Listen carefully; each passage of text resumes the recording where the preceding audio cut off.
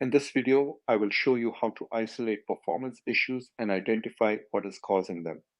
For debugging Linux performance issues, we depend on four system components: CPU, memory, input-output, network. For CPU issues, execute the W command and look at the load average column, which shows the load average for 1 minute, 5 minutes, and 15 minutes. If the load utilization is greater than the number of CPUs, then it's a CPU issue. For debugging memory issues, run the vmstat1-2 command, where the first argument is the delay and the second is the count.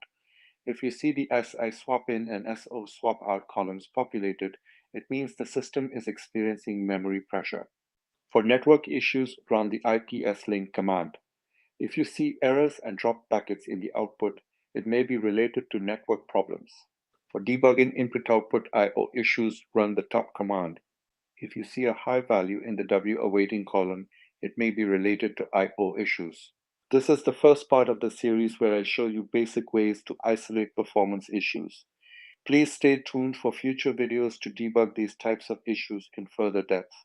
Thank you everyone for watching the video. If you liked it, please don't forget to subscribe to the channel. For more content like this, check out my book, Cracking the DevOps Interview. You can find the link in the description below.